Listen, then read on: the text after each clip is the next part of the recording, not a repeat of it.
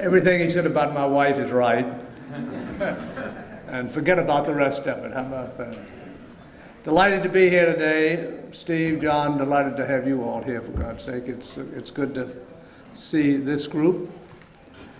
I've been asked to talk on the future of Louisiana's coast and the role that the state and the federal government should play. Be careful what you ask for.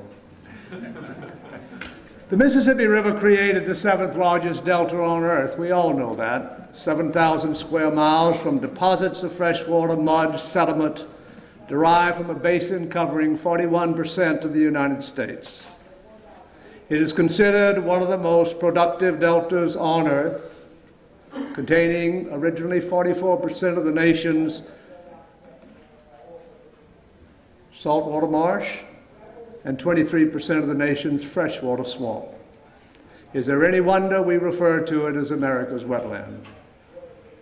In the last 80 years, we have lost approximately 2,450 square miles from the forces of man, nature, and commerce. The America's wetland now is on the verge of collapse. And thus, the future of Louisiana's coast must be viewed through two distinct prisms. The first prism envisions a coastline reconstituted by the unwavering execution of a common vision, developed through a realistic analysis of challenges and limitations, guided by a commitment to best science and engineering applicable solely to the idiosyncratic conditions inherent in the very complexity of this landscape. The execution of that plan must reflect a profound sense of urgency. The alternative prism envisions a coastline literally destroyed by the actions of man, nature, and commerce, unchecked by the inability or unwillingness of those in control, federal, state, local, NGOs, all of us, to think as one, act as one, and execute as one.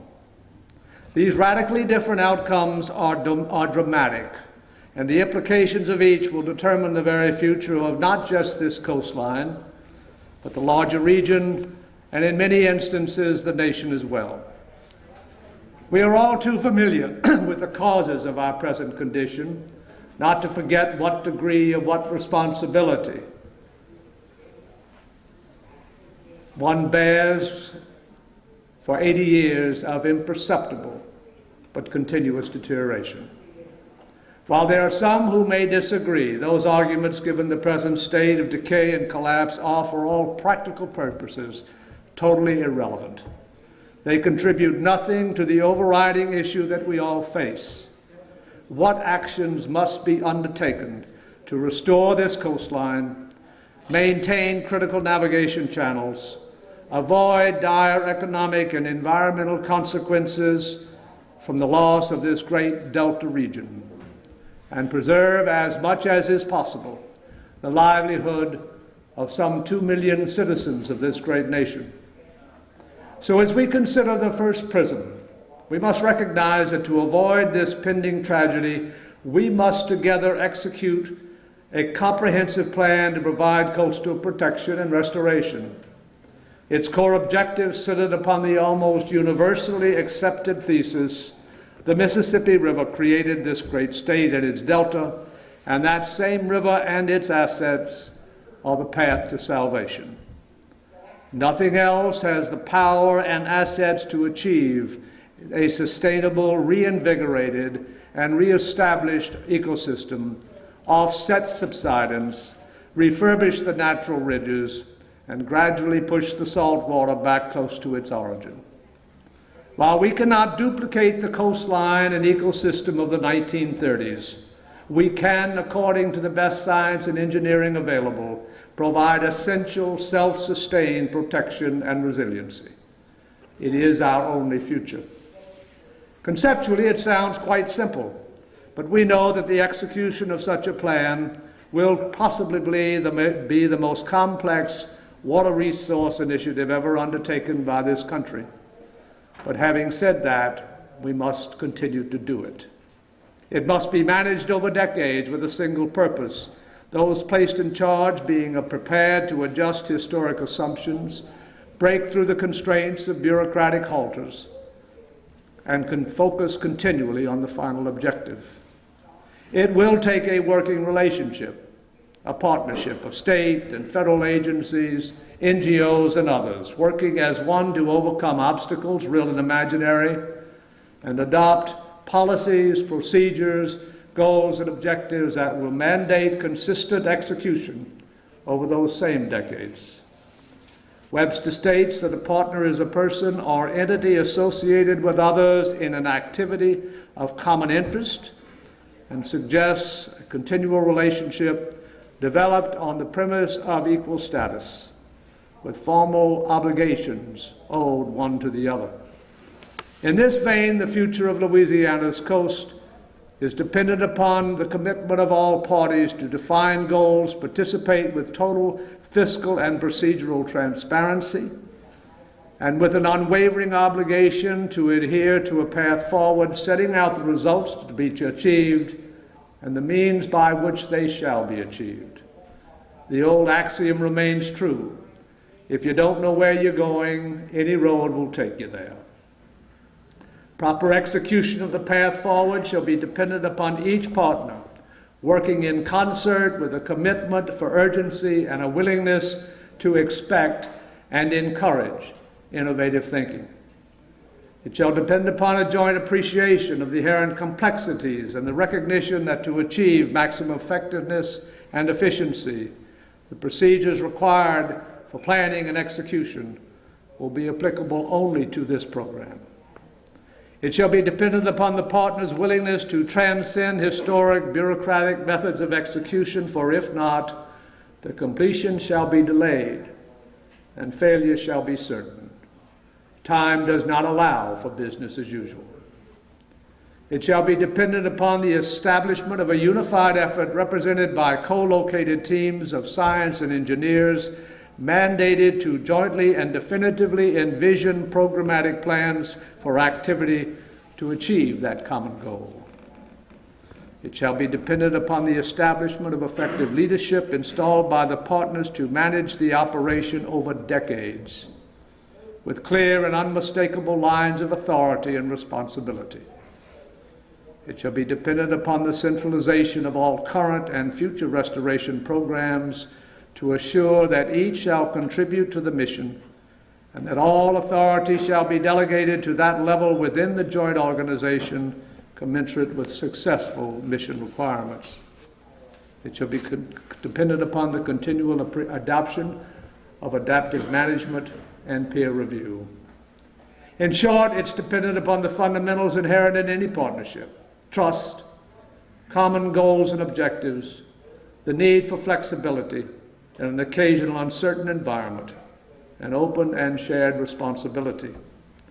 We all know there is precedent for such partnerships. They are established when circumstances are such that issues of significant national interest are at stake. The Manhattan Project, the 1928 Flood Control Act, all concern such issues, and the critical work required under both proceeded with that unwavering sense of urgency. I suggest that the deterioration of the country's greatest delta should carry an equal impact.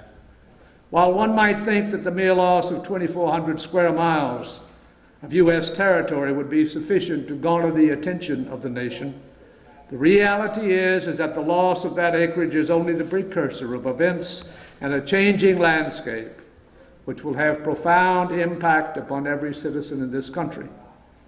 It is up to us in this room to carry that in the message upriver, to D.C., and to the nation as a whole.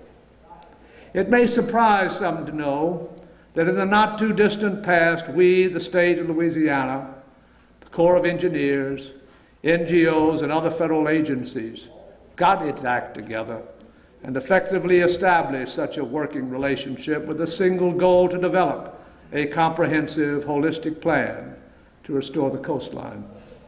It was premised upon a recognition that the ultimate deterioration of the region was unacceptable, and that failure to proceed and execute a comprehensive plan was even more unacceptable.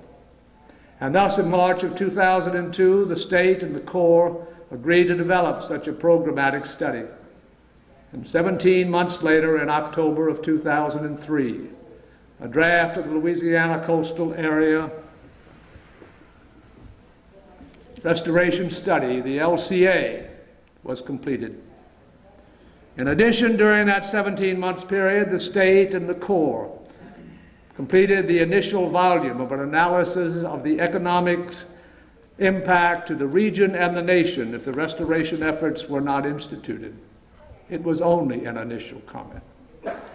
They also contracted with outside experts for a full-scale analysis of the program management and science-based decision support team required for adaptive management, a key component of this study.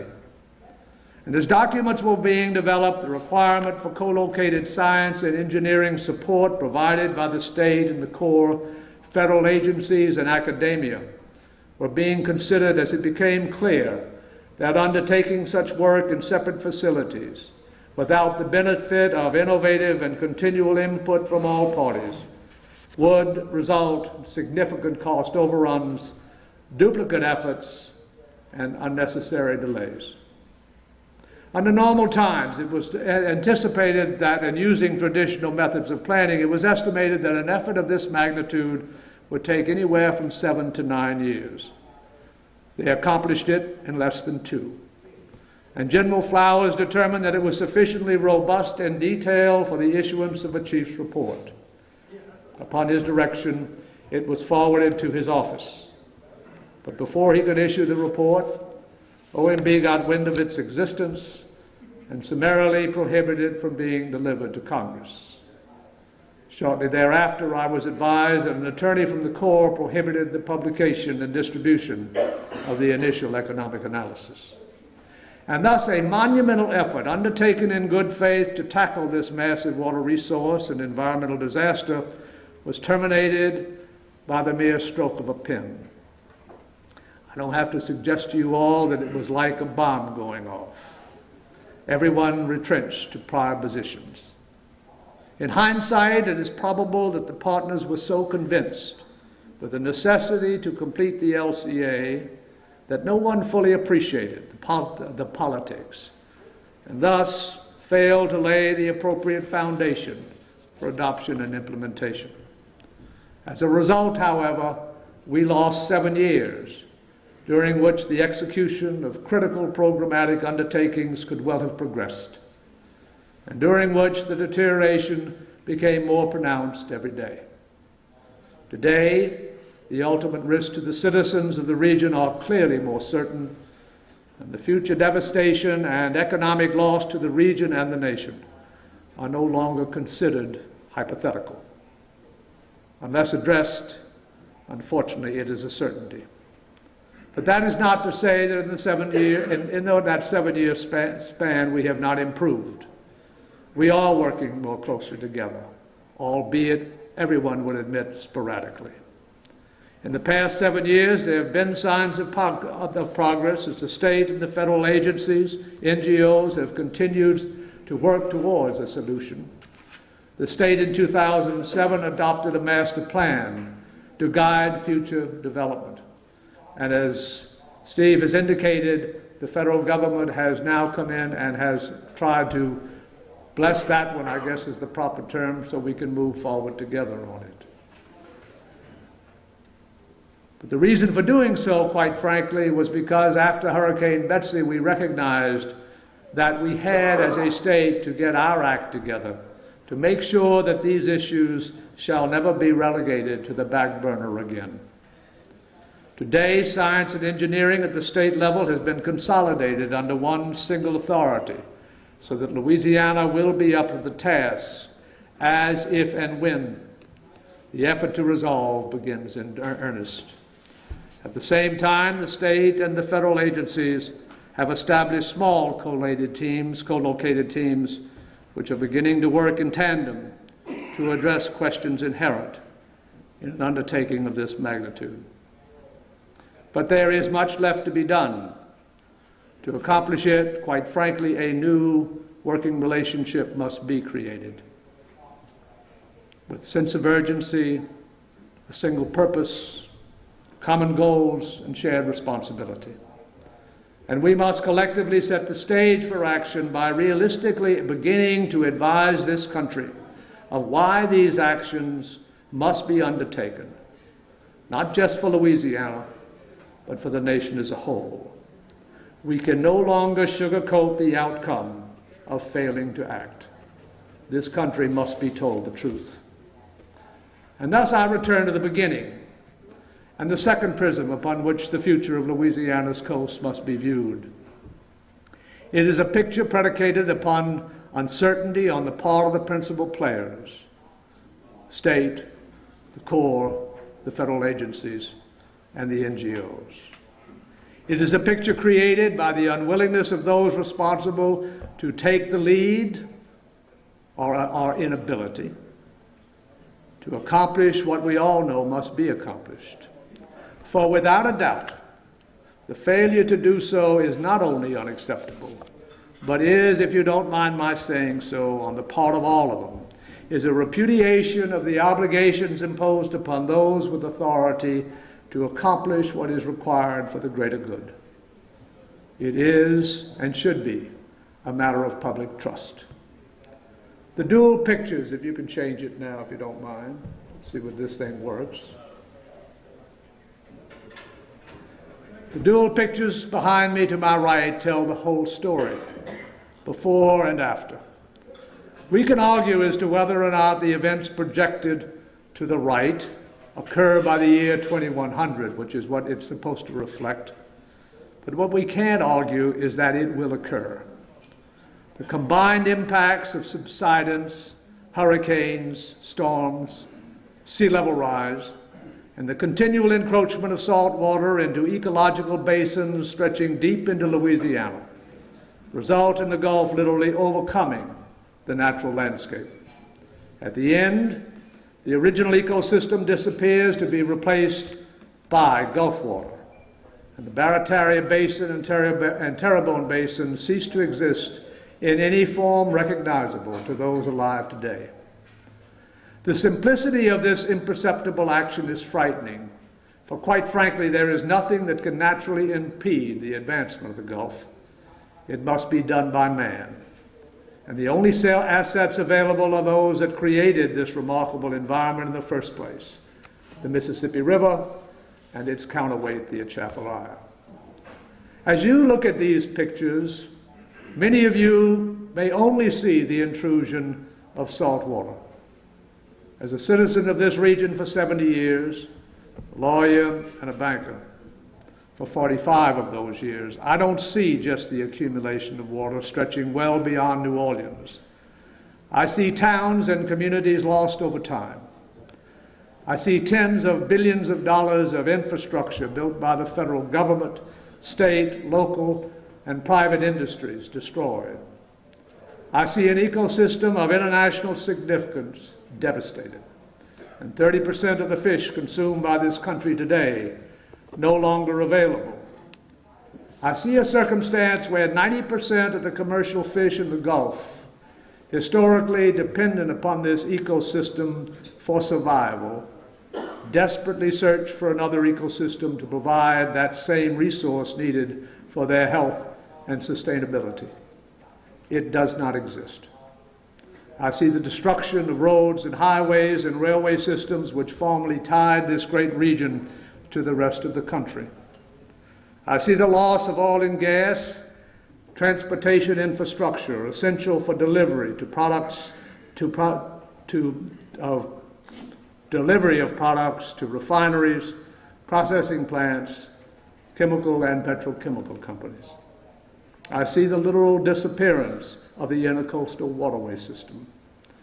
I see that nearly 2 million citizens of this great country have been forced to relocate to other venues, either through fear of future devastation or forced to move because changing conditions drove them from their homestead. And finally, I see that the functionality of the Mississippi River has become totally compromised. both above and below New Orleans, the levees have become, in many places, the point of demarcation separating the river and the Gulf.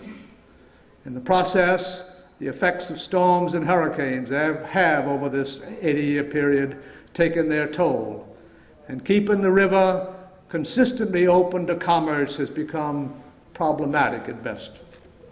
The largest port system in the country thereby struggles to exist, and as a result, those who live in the states north of Louisiana and within the Mississippi Basin, whose livelihoods were dependent upon this cheap navigation highway for transport to and from other parts of the country and the world, have awakened to a new reality. All this and more is the new reality for this country if we fail to partner, if we fail to take the actions necessary to avoid such catastrophic conditions, and if we fail to tell the truth. Only by such a partnership can we collectively achieve a profoundly different result. The questions remain. Are we willing and able to assume that responsibility, take on these challenges, and let the world know? I leave you with a story that bears upon the decisions all of us in this room face today and in the future.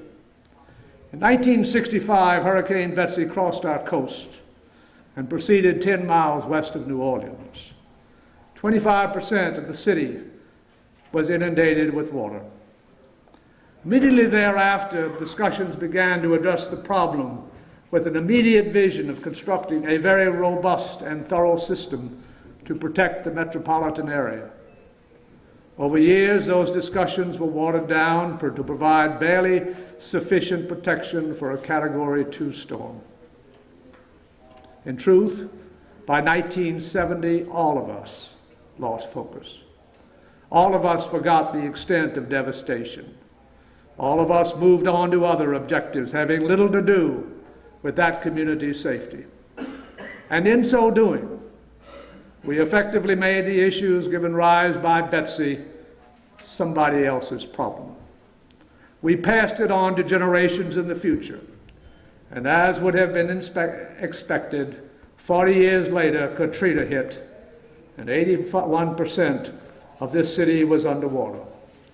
As a result, this country has paid out over $150 billion, and it is still continuing. It has not finished yet. Let us not fall into that trap again and turn this disaster so clearly established on the map to my right into somebody else's problem, and thereby pass these responsibilities, duties, and obligations on to other generations because we do not have the time, fortitude, or vision to take them on ourselves today. For what is clear is that we do not perform as we should, the ultimate cost to this country, not just in terms of the environment, culture, communities, commerce, and human destruction, shall make the federal financial burden associated with Katrina appear like a mere drop in the water.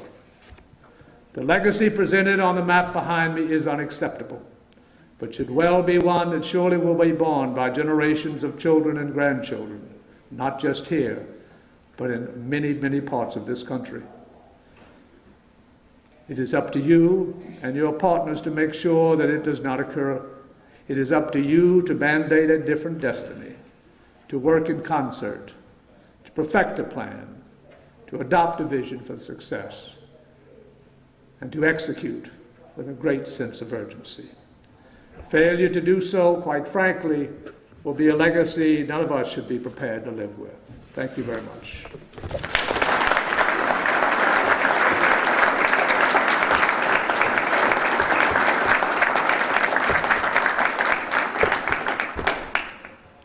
Any questions from that marvelously happy story?